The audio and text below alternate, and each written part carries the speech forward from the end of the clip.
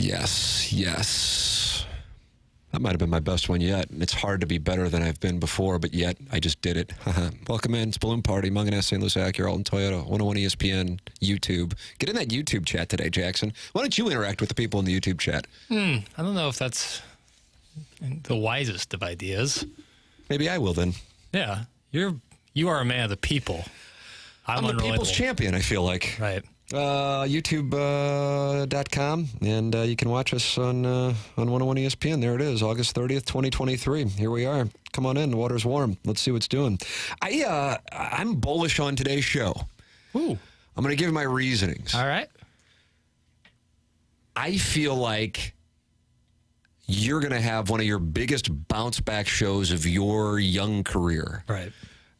To give some behind the scenes of Balloon Party, and there is going to be a reality show on Bravo that'll debut. I think it's going to debut in mid-September. It chronicles the comings and goings and goings and comings of Balloon Party for the Bravo audience, called The Real Cute Boys of Creve Coeur. And Jackson, as you'll see in episode 3, following yesterday's Balloon Party, was down on his Lil Piddles Angry Beaver Half and Half, maybe more so than I'd seen since the very first edition of Balloon Party, which nearly led to the cancellation of the show an hour in. Yeah. I was despondent yesterday. Candidly, Tim. Despondent. What went wrong yesterday? What will go right today? I think the better question for yesterday was what went right. Wow. Because I really don't feel like anything did go right for me personally. Mm-hmm. So when you have something like that happen, you got two options. You can wallow in sadness, you can stare at the abyss, or option 2, and this is the option I chose, you can come back better than ever. You can be resilient, you can be the people's champion. And so I decided for option 2. Now, I am not the judge or the jury on whether or not the half and half is working. Mm-hmm. That is up to our fine listenership. But all I know is I can put my best effort out there, and today I felt like I gave my best effort. Okay, I'm anxious, because here's the deal. I mean, this is one of the most trying times for you, for Matt Rocchio, for T. Diddy, Yeah. and for Marshy Marsh and his Playful Posse, his producers, and Good Morning Grant. Yeah. How do we create topics of interest in the winter of discontent that is the malaise of St. Louis sports in 2023, albeit the year the Doggies win the World Championship of MLS? Certainly the MLS Cup. Thank you. And so I'm anxious to see how you bounce back, because there isn't an obvious series of 6 questions to me, but that may make today's program extra special and your performance extra special. So I was sitting in the 101 Sports office in the back of You and Jamie Rivers. It was Jamie Rivers, it was Andrew Marsh, it was Matt Rocchio, and it was me. And we were all sitting back there, and I was explaining my malaise. Yeah, I was down, and I was telling them, like, this is the time in the sports calendar, especially given the context of the St. Louis sports calendar, where producers earn their keep. And right now I'm starving. You know, I'm hungry. You know, I didn't earn my keep yesterday. I didn't get to eat last night. I'm hungry. And you know what they say? The hungry dog runs the fastest. So I'm going to earn my keep today. I'm going to get mine. Okay. I've never been more excited about a Lil Piddles Angry Beaver Half and Half than I am for today's. I guess just give the people a taste. Let's see. Here we go. What's number 1? This is going to tell you a lot about the half and half right out of the gate. We have talked before about how often we can live in an echo chamber where it feels like our opinions and the opinions of those around us are similar, if not the same. However, I do wonder what you think the larger conversation with the Cardinals is.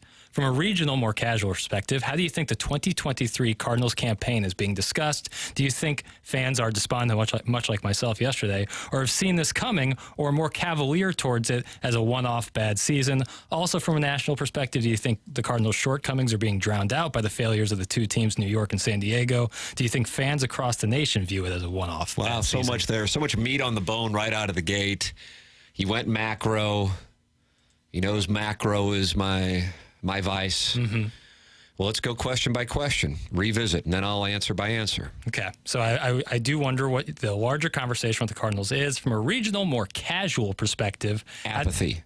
You think apathy? I do. Yeah. I don't think people are really watching. Right. And so, therefore, I don't really think people are caring. I think there was anger early on, and now it's like, whatever. I think some people who may be watching may be polling against them in hopes that either that would lead to a change or a better draft pick or take your pick. But I think for the most part, if we were doing a bell curve, I enjoy bell curves as well. Timmy Bell curves. Timmy Bell curve is what they call me. That's actually true. And I think everybody under the bell curve is just like, I don't care. Yeah. I can tell you from a young person's perspective. What is the 25-year-olds, what are they saying at Wheelhouse? Apathy would be the perfect word to use, because it's like, they're like, yeah, the Cardinals stink and it doesn't really affect me one way or another. And I think that indifference is so much worse than anger. Anger shows passion. It shows that when things are great, fans are fired up. Indifference shows that maybe, Cardinals good or bad, it really doesn't affect our lives. And I think that's much scarier. But okay, than anger. let me take you back a year ago, because a year ago you had Pujols closing in on 700 home runs. You had a first-place team. They had acquired Quintana. They had acquired Montgomery.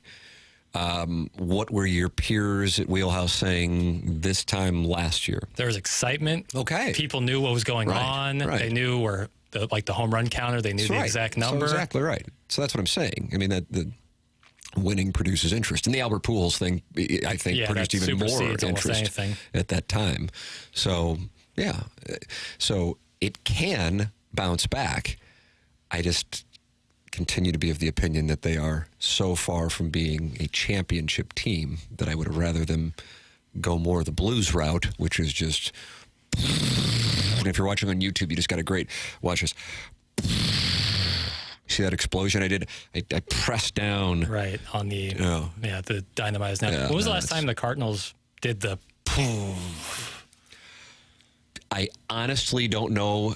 It may have... I don't know. I don't even know if they did like these full-on rebuilds back when I couldn't even have remembered. Certainly before you were alive. Yeah. Free agency is a lot different, certainly before turn of the century. Maybe 95 to an extent. Part of that was because the brewery situation and the DeWitts were buying the team, but they fired Joe Torre. They traded away Todd Zeal, and I know that now that may sound like a joke, but at the time Todd Zeal was considered like this, he was going to be part of the foundation that was going to lead to the glory of the resurgence, and that didn't happen. So that's as close as I can get to it. This administration, they have not. This ownership group, they have not.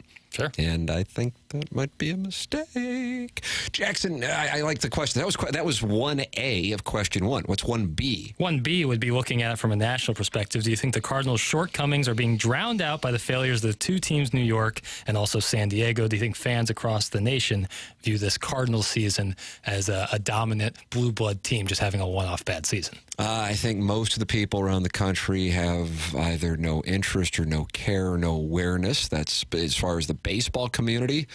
I think they're, let's say, guys at MLB Network, for example. Right. They would say, wonder what the hell happened there. Wonder what they're going to do about it.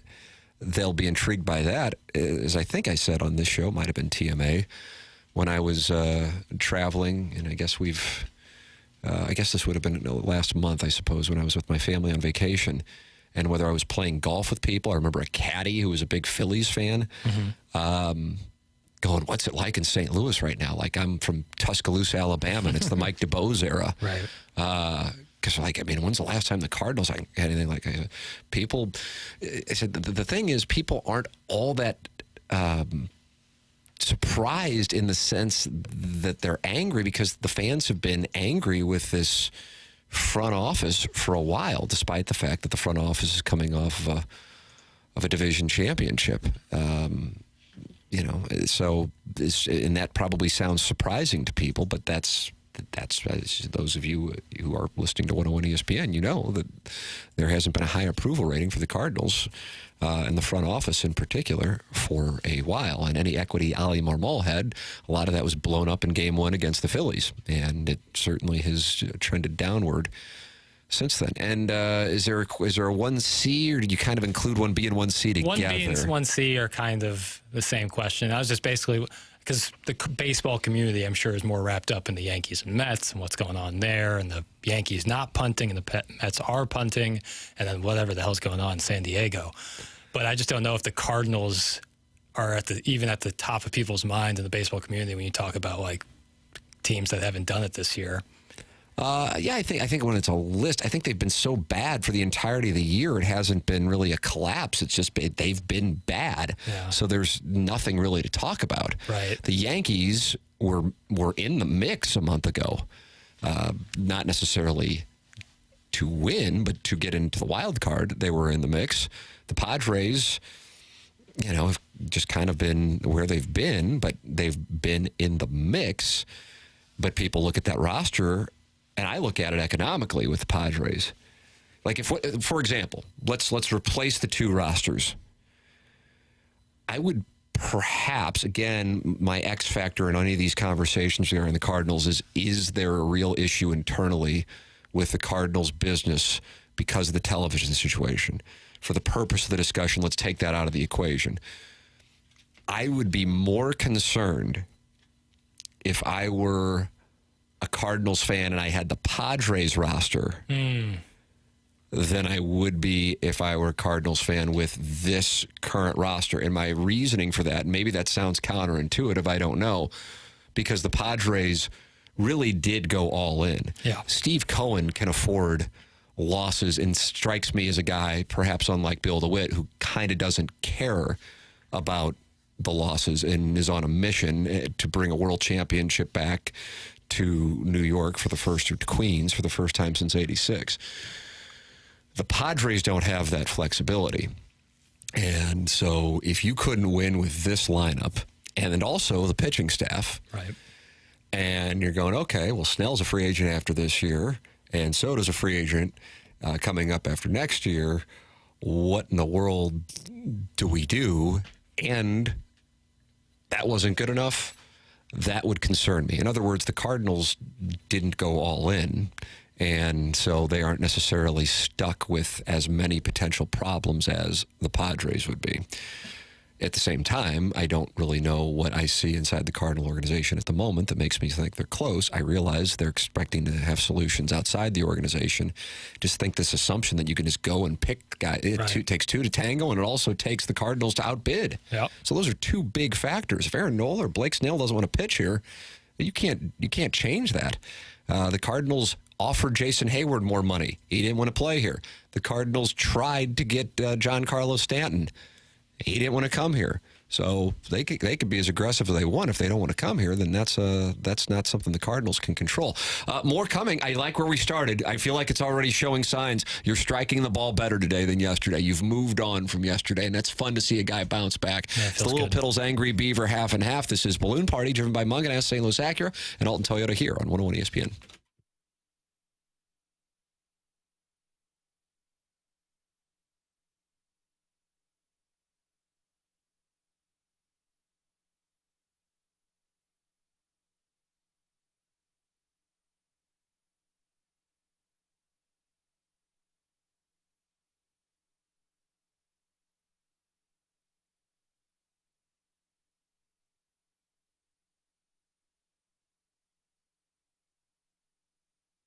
Hey, St. Louis, I'm here to talk to you about Circa Sportsbook. If you're heading out to Las Vegas, Nevada before the football season kicks off, I'm going to suggest two of the major contests I got going on over at Circa Sportsbook. Now, you must register in person at Circa Sportsbook in Nevada, but weekly picks can be made through a proxy from anywhere. First up, the Circa Millions with $6 million in guaranteed prizes, $1,000 per entry, max of 5 entries per person. Pick 5 teams against the spread every week. The winner takes home $1 million. There are quarterly and season-long prizes to go along with that. Then you got the Circa Survivor with $8 million guaranteed to the winner or winners. It's $1,000 per entry, max of 10 entries per person. Pick one team straight up every week to win. If the team loses or ties, the entry is eliminated. You can only pick each team once in the season. Go 20-0 or be the last person standing to win. If a single person wins, they get the entire pot. If multiple people go 20-0, or if multiple people get eliminated the same week, to reduce the contest to zero, they will split that $8 million pot. Both of these contests going on right now at Circus Sportsbook with $14 million in guaranteed prizes. Go check it out.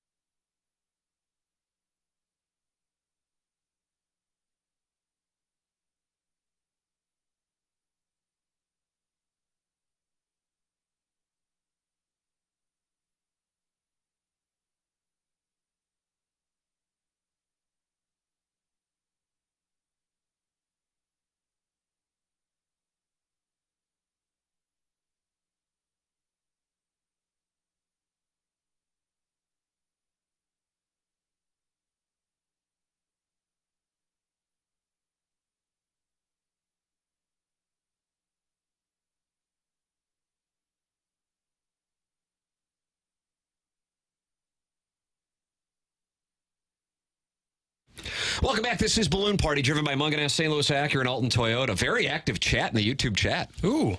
Yeah, you got to go in there. The people want to talk with you. All right, we'll take a look. Nice. Are you? Well, got some things I had to tend to on the old board here. But. Wow. Dishonesty in media. That's what they're going to call this now. It's Balloon Party. It's driven by Munganess, St. Louis Acura, and Alton Toyota. Come on in. The water's warm. Text in. Air Comfort Service text line. Watch us. Interact with Jackson. Young people in there. Is it Droid FX? Yeah. He says he's a fellow 25-year-old. Apathy has settled in for sure. I was pissed in May and June, but once everyone got traded, we knew what it was. Or that was it. I'm sorry. Droid FX. Yeah, I mean... You know Droid FX? I don't. Would you like to get to know Droid FX? Sure. Great. Sure. Where would you guys go? Would Marsh go? Angry Beaver. Nice. God, that's so good. Weave in the sponsors seamlessly. Oh, that's really HD too. Yeah, I know. I'm bringing my talents to the proverbial South Beach of HD1. That's right. Jackson, so far, really nice bounce back after yesterday's show. I knew you would, though. I had no doubt. I'm anxious to see, though, what direction you go with question 2, because question 2 strikes me as not obvious. This is going to be telling. Yeah, it's another macro Cardinals question. Further deep diving into the Cardinals' woes. Do you find it to be a real issue as of late that the Cardinals haven't turned out a super solid starting pitcher that they drafted and developed in-house? They came close with Jack Flaherty, but with injuries and a slight fall from grace, he now wears black and orange. Who would be the last pitcher under those parameters who has turned into a legit 1 or 2 starting pitcher? Does this give you pause for the young arms they have coming through the system? I'm going to turn this one. I'm going to use phone a friend and all of my friends in the audience because nothing is coming to mind. Right, which is a concern. But then at the same time, I might be missing an obvious one. I mean, no one on the current roster. Miles Michaelis was acquired. Oh, yeah. Stephen Matt's acquired, and we both agree he's an ace, but he was acquired. I mean, if you count Lance Lynn, then you have to count Jack Flaherty, I feel like. Yeah, I mean, I would count Jack Flaherty, okay. But we've seen how since 2019, how's that I know, I understand. I also think, the reality is I don't know how much that can be the Cardinals' fault. Agreed. The guy's got a shoulder injury. Mm-hmm. Now, the lack of depth to have the conversation on, that can be a trace to the Cardinals. Yeah. Let's see what we got. I'm going into the text inbox. You're in there chatting with the people on YouTube. Tiny PP's active, I see. Somebody said Carlos Martinez. That's Nick. Is that Nick Nelson or Nielsen, Jackson? Oh, I think I actually do know him. You know Nick Nelson? Yeah, I do. If that is if he's actually portraying himself as Say a Nick. I do know. Like I do that? know a Nick Nelson. I like that. It's kind of an old school. Somebody's leaning over the fence in South City and cutting the grass. Say a Nick. I wouldn't know anything about all that. You kind of look down on it too. Right, I noticed when I said my that. backyard. Good answer. Alcantara. Right. Yeah, Zach Gallen. Right. But these guys weren't they were developed by the Cardinals, but then Michael Wacha is a good answer. That would be a good answer, but that was 10 years ago. Right. Well, that's the premise of your question, though, unfortunately. Right. And Michael Wacha, who is dealing now. Yeah. I mean, like I was selling the Flaherty stock, I was selling the Wacha. I mean, I didn't even know if Wacha would have been brought to me by my Bud Foxes. But, I mean, that's unbelievable. Oh, yeah. It's great to see. Like, I love seeing that Michael Wacha, but, like, when you look at whether it be Liberatore or McGreevy or Tink Hence, like, it does give me some concern that they really haven't had an in-house ace in a long, long time. It should concern you. It also should concern you what they've done in free agency because that's the road that we're about to go down here in the short term. Right. It feels like you have like two choices. You can develop in-house and get guys you drafted to be your studs. You've seen that in Tampa. Tampa's got a lot of guys who they've developed themselves. Or you can be like a Yankees or Mets or Padres that acquires big-name talents in the offseason, but St. Louis kind of isn't either of those. But the thing is, you can't if you're the Cardinals do that. Right.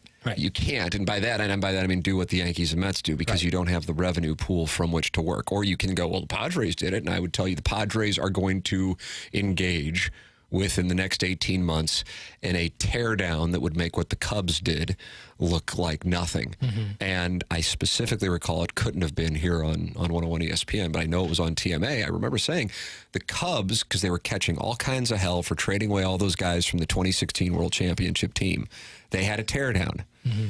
And I said, the Cubs are closer to becoming world champions again than the Cardinals because it requires doing things like that. It requires doing what Doug Armstrong did in January and February to get closer. Sometimes you have to take a step or two steps backward to eventually take the step forward to being a champion. And I just think this thing with, hey, we're going to be contenders next year, I don't know. I don't see it. And again, that's certainly subjective as to what contenders are. Contenders in the Central doesn't necessarily mean you're a world championship contender. And on this program, Jackson, what do we look for? Real contenders. World championships. Yeah. And that, half dozen to one, six to another. I don't know. I felt like you weren't paying attention.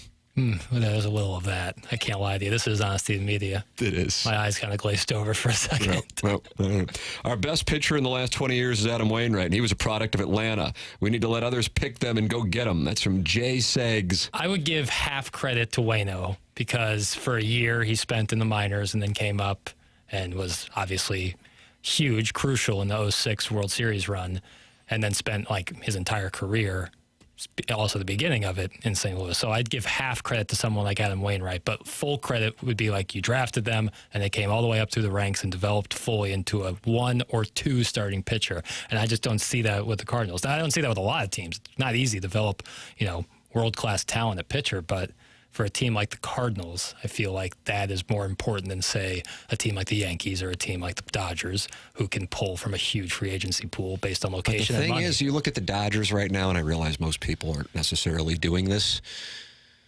The Dodgers have such depth with young pitching that, Yes, you have the Gonsolin injury situation now, back-to-back years of that.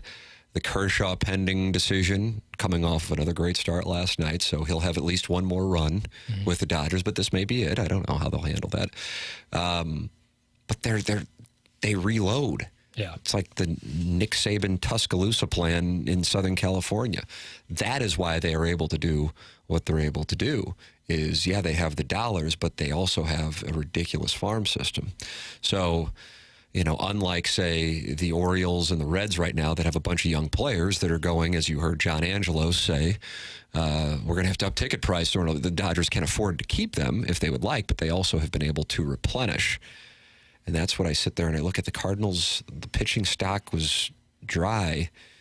Utilize Goldschmidt, and if it's good enough, Arenado, to replenish, because you're just not close to being a world champion. And as Jesse Rogers said on the opening drive yesterday, I mean, the Cubs and Cardinals were sitting around the same record at one point this season, not that long ago. Right. And the Cubs are now, 2 or 3 games back of the Brewers after beating Corbin Burns last night, 1-0. 3, yeah. But 2 years ago, we're getting lambasted for their approach at the trade deadline. That's business, man. You know, you can't do business emotionally. And wanting to, you know, satisfy the legacy player thing is not the way to rebuild into a world championship contender. And I really think that has played a role in some of the missteps, because they tried to do it with Pujols. I mean, there have been a lot of bad signings. There's also been a lot of signings that were going to be even worse that didn't happen. Pujols, David Price, Jason Hayward, Giancarlo Stanton trade. Those were all disasters that the Cardinals wanted to do. So keep in mind the messes that are obvious. I don't know what's on your Mount Rushmore of them. Dexter Fowler, Mike Leake, Brett Cecil, maybe Wilson Contreras will be Roosevelt at some point. Yeah. But keep in mind the Mount Rushmore wouldn't even have existed because you would have gone, oh my God, the Albert Pujols contract. You think it's been bad the last 12 years without a world championship. Imagine what the competitive level would have been with him hobbling around at first base with no DH. And then there's Jason Hayward in right field. And there's Giancarlo Stanton. And I realize had they gotten Hayward and Pujols, they wouldn't have been in the spot to get Stanton. And David Price. Oof. So the judgment of the people who have played a role in getting them to where they are in 2023, some of those people are still around and empowered with the ability to use that same judgment to fix 2024. And that's why I'm shorting the World Championship contention in 2024 mission. Jackson, it's already 10:31. Boy, I like this half and half. I think we've exited now the Cardinal macro question. My interest is piqued. Yeah. Where are you going to go here? Are you going to go Missouri's uniform announcement yesterday? Are you going to go? No, don't reveal it, because you're getting so good at teasing. I like the Athletic article on the Blues today, well, the team's off seasons and the confidence level of fans. I'm certain you're not aware of that article, but maybe I'll bring it in.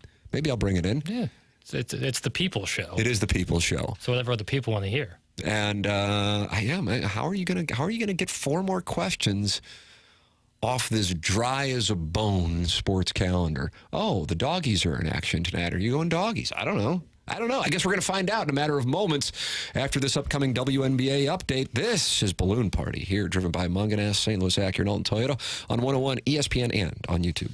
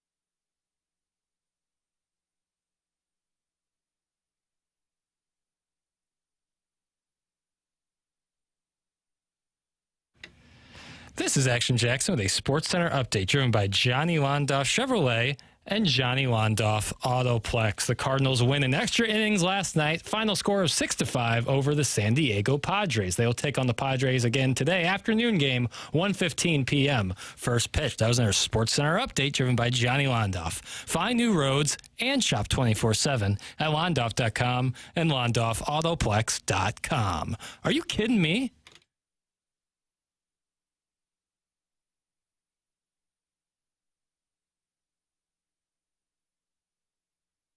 Welcome back. It's Balloon Party, driven by Munganess, St. Louis Acura, Alton Toyota. Big bounce back show here on 101 ESPN and on YouTube for Action Jackson.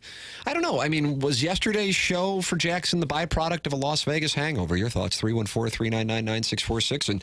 And the YouTube chat, Jackson, as we were discussing, is super active today. So hop on in and see what's doing. What do you attribute your horrible performance to yesterday? Oh, man. Does that come off as... It's shades of Mike Francesa and Tiki Barba. Yeah. How about a Fresca? Do we have that drop at our... I can pull it up, yeah. It's because it is world class. I don't want to put you on the... Well, I want to explain why my performance was so bad. Oh, wow. Ladies and gentlemen, please, I yield my time to the gentleman from Ladue. Gentleman from Ladue, the floor is yours. Sure. Yeah, I just wasn't... My heart wasn't in it yesterday. I felt like I was... Wow. Like I was going through the motions. Musial ever said that. And, sometimes I can get away with that. Other times, and I can get away with that because of your broadcast excellence. I agree with that. Sometimes my shortcomings are drowned out you're by your kind of like success. Bill Wennington on the Bulls. Yeah, I can kind of hide into the background, hang out in the corner, and if, Jordan's triple covered, I can knock down a three. But that wasn't the case yesterday, and it's not a reflection of you. It's a reflection of me. Every 10th time I go out there with a poor effort, I'm going to get exposed. And I was exposed yesterday. Right. Like I said, I looked in the mirror. I said, I'm not going to wallow in the sadness. What I'm going to do is I'm going to make myself better. Well, bounce back stat. It's a metric I track on the PGA Tour. Rory McIlroy is one of the best bounce back stat guys you can find. Birdies after bogey holes. And that's what I think we're witnessing here with Lil Piddles. And it's fun to watch. I wouldn't be surprised if Jamie Rivers walked in and just shook your hand and walked out because he's so proud of you. I mean, if he was really, worth his snuff, he would. I'm now going to withdraw that statement. What are we doing over there? I know you're typing like a court stenographer. Just trying to find that Francesa drop. While you're working on that, how about question 3 of this momentous Lil Piddles Angry Beaver Half and Half, the Bounce Back Edition / remix? Oh, hold on. I think we've got it. Well, see, Tim, what I have to do is turn off the YouTube chat, or else that will play. Oh, I hate to lose a YouTube chat. And we'll have, 101 Inception. Here it is. But, Tiki, are you coming back to football because you miss it, or are you coming back to football because you just had a big failure in broadcasting? Mike, your question is leading. And, a lot of people will say that you don't do a good job at what you do because you badger your viewers, your listeners. You badger your interviewers. Tiki, that's ridiculous. Mike, that's subjective. I have a tremendously successful broadcasting career for a quarter of a century. Okay. Hey, he's ripping off my act. I was about to say, isn't that going on your tombstone? Yeah, stop that. What a wonderful question. That's how you conduct an interview. Jackson, question number 3. The bounce back edition of the Lil Piddles Angry Beaver Half and Half. This is a big picture sports business question. Okay, wow. Is this going to carry us to 11 o'clock? I don't know. We're going to bump BK and Ferrario? I'm curious where you're at with this. It's a little long-winded, so just bear with me a little bit. All right. An article I read this morning detailed the amount of money sports leagues are missing out on due to illegal streams of the event. Yeah, I saw you send that link over. What was that? What publication had that? It was Front Office Sports. Front Office Sports, which is a great site for sports business news. An estimated $28 billion is left on the table due to people illegally... $28 billion. Now, this is what the leagues are saying. An estimated $28 billion is left on the table due to people illegally streaming games and events. These leagues are looking to pursue legal action to curtail the amount of people watching their valuable product for free. To the providers or to the customers? Who are they going after illegally? They are trying to change a law that can have them take down the illegal stream much faster. Right now, there's a lot of red tape to taking down the illegal stream. Good knowledge. Thank you, sir. You bet. the leagues are looking to pursue. To me, this signals two things. The first is that there is a large appetite for watching sports. And secondly, and more specifically, watching sports in a non-conventional, maybe streaming format. The disconnect seems to be people don't want to pay expensive cable packages or deal with the plethora of streaming services it takes to find a specific game. And this great race for the future of sports broadcasting is the holy grail of it to consolidate the amount of services and make it as easy for folks as possible to watch the games. Do you think that the element is more crucial than even the price point people pay? Is a one-stop shop for streaming sports even a feasible outcome? I can handle the last one first. The answer to that is no, that is not realistic. It can never happen for a variety of reasons. Antitrust being one of them. But taking that out of the equation, you also asked a question, what was the thing about price? Okay, so I'll rephrase it a little bit. Is the convenience of having everything in one place more crucial than the price point people would pay? This is your first misstep today, but I think it'll probably be your last just because you're hitting the ball so well. It's like right off the club face. You're just compressing it. But this isn't your fault. This is just who you are. When you go to Ladue, price is a punchline. Right. But when you grow up on Tam Avenue and you're a working class kid who didn't go to Ladue and instead did his best to get his name on a banner at St. Gabriel's Historic Gymnasium, price is everything. And so, maybe at Horton Watkins, you say, it's $79.99 for me to watch, this game tonight, the Cardinals and Padres game. What does it matter? Right. My trust fund's liquid. But for the working people who care about education and communities and their families, price is always going to be the primary concern. And I get that. And I support those people. And when I say all in one place, I don't mean Apple has the NFL, NBA, Major League Baseball, but some sort of app or something where you could all house it in one place. And instead of clicking on the streaming service, you would click, the Browns and the Chiefs are playing. And then one below that, the Bucks and Cavs are playing. And it would take you to the different services. I think ESPN teased the idea of doing something like this. I do recall that. And I feel like that alone, it could be more important than acquiring the actual rights, is being able to house it all. So you have two different revenue streams for the platforms who provide this content. One being advertising and one being the transaction for the subscription service. And if I am wrong on that, please feel free to correct me. I think you're right. I think what the plan was, which wound up backfiring on Bally's, heretofore known as Bailey's, for their wonderful work, and boy, has it been a clinic. Mike Schultz still on the post game. I do. I haven't looked for a Cardinal post game in a couple months, but there's Mike Schultz. Let me get around that and get it updated, hit refresh. What an app. But I believe they thought they were going to be able to monetize gambling. Sure. I believe that.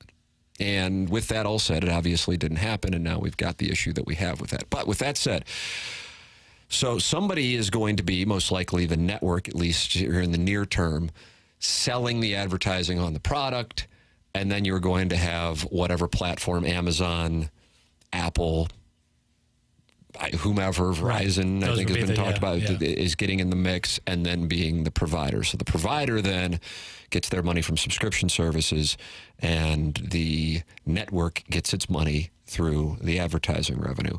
So how you are able to complement those two pieces, if it can happen, and honestly, it's above my pay grade, if it can happen, I think that is the great solution. I really do believe, I'm not just saying this to kick it down the road, I really do believe it is such an issue for sports, and not just about the inconvenience of fans, because I think if fans were inconvenienced, I don't think anybody would really care. Right. It's affecting the bottom line of the teams and the leagues, and therefore it is now an emergency, and that is why it will be tended to.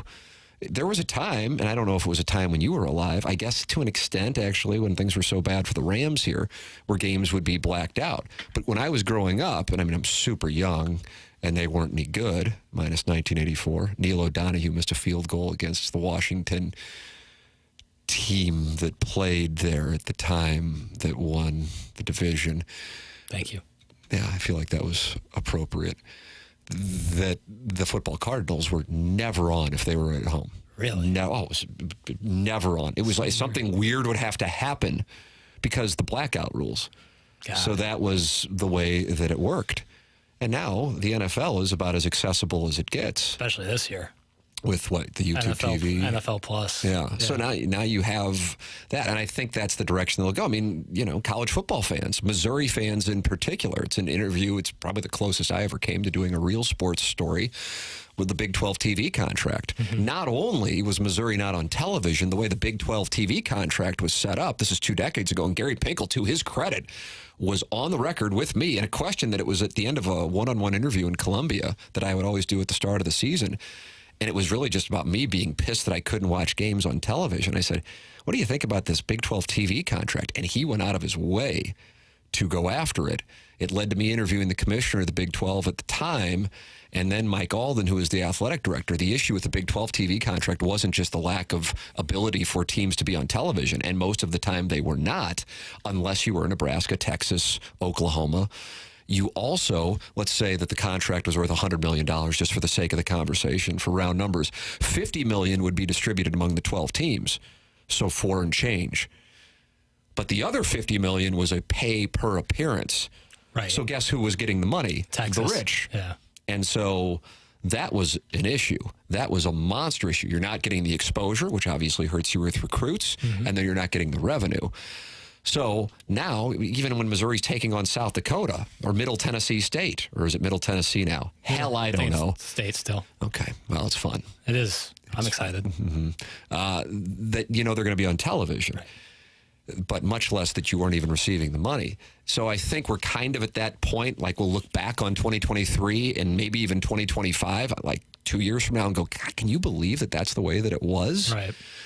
But it took it getting this bad for it to get to the solution that we will have. I just don't know what that solution is. It is 10:49 in St. Louis. This time check brought to you by Clarkson Jewelers. We'll come back with the final segment on what has been really a magical performance. I'd like a little 30 for 30 on Jackson Burkett today, August 30th, 2023. I think this inspires young people listening. This is Balloon Party, driven by Munganess St. Louis Acura and Alton Toyota on 101 ESPN and on YouTube.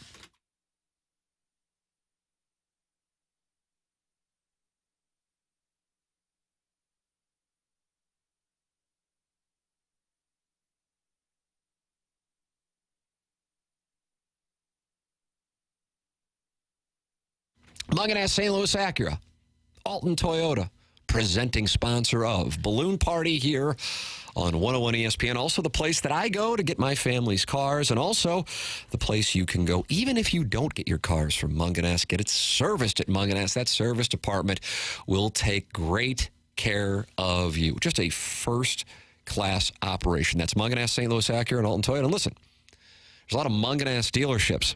And I'm not saying anything about them. I'm just telling you about Munganess St. Louis Acura and Munganess Alton Toyota. That's what I am talking about. And that's who I would like you to do business with, because that's who I can speak to. I can't speak to the other ones, and I know my experience with Munganess St. Louis Acura and Alton Toyota is second to none. So much so, and they know. They appreciate the audience. And so they said, hey, we get the audience is going to go out of their way to support sponsors on the shows. So, okay, let's give them a secret number. Here is the secret number for you to call or text, and you're talking directly with the management. 314-252-0029. It's Munganess St. Louis Acura and Alton Toyota.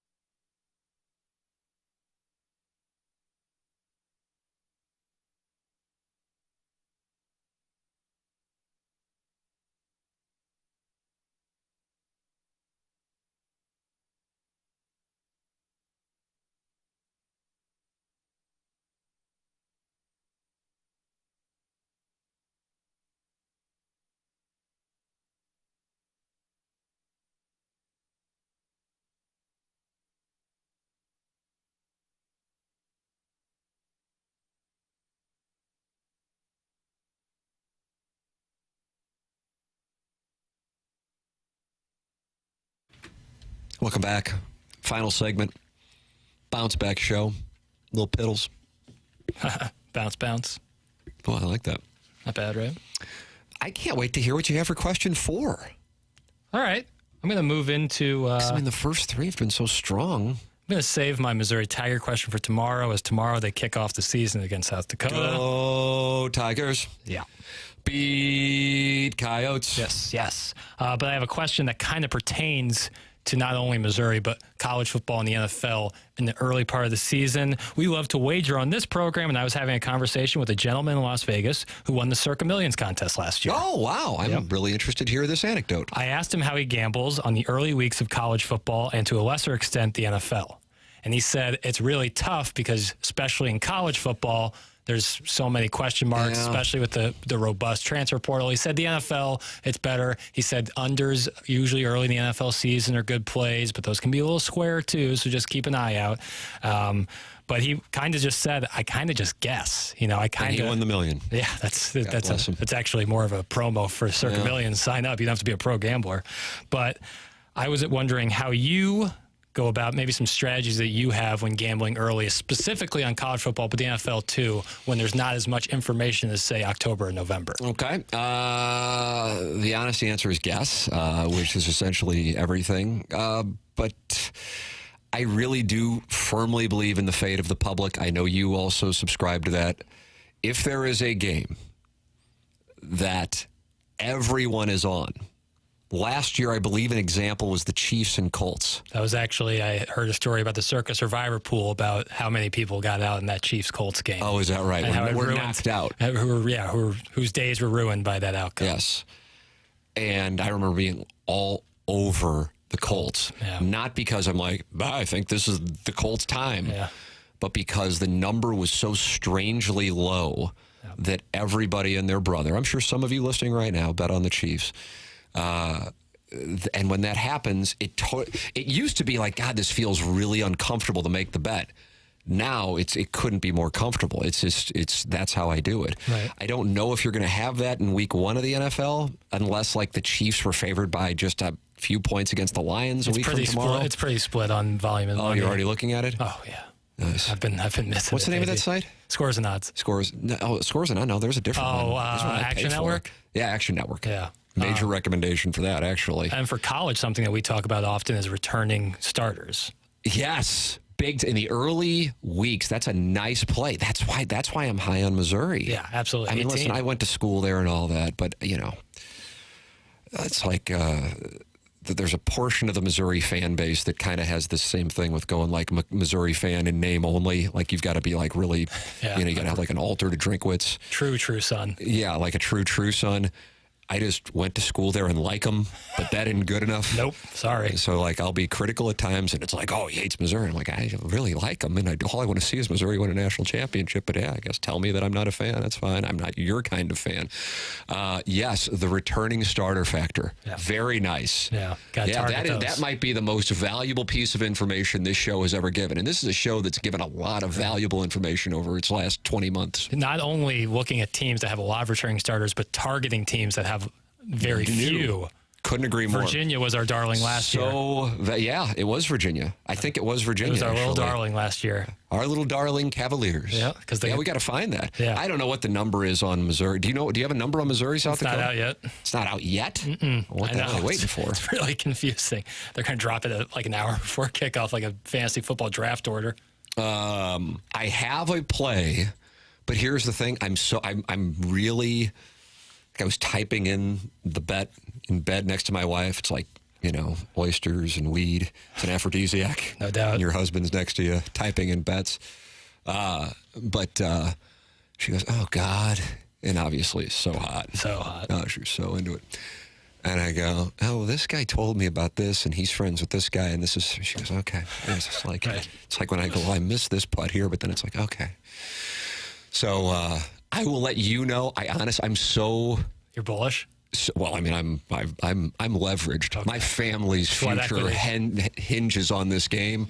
So you will be able to vouch for it. Okay. Maybe I'll even tell Mike Ryder on the off chance that the people don't trust our little one hour vagabond ship on 101 ESPN that poisons the waters of the sanctity of St. Louis sports. Yeah. So Ryder, he's the executive producer. I'll give in, and maybe he can use it as a hot tip. You know, He's our like Bud Fox and Gordon Gekko. Yeah. But I don't want to say it on the off chance that it plays a role and I lose some points. I don't blame you. I mean, the bet's already in. But I truly don't trust. I really don't. I'm dead. You know I don't. I mean, why do I sit here and go, if the public's all on this team and then magically like 75% of the time the other team wins? I can't help but think that something could be weird. Yeah. So I don't want to say anything about it. Fair enough. But that is your thing on the returning starters and then teams who have a bunch of new players. You are 100% right on that. Yeah. That's a great observation because that one can apply to a bunch of teams who are not calling out a game and then all of a sudden magically it doesn't work out. Yeah.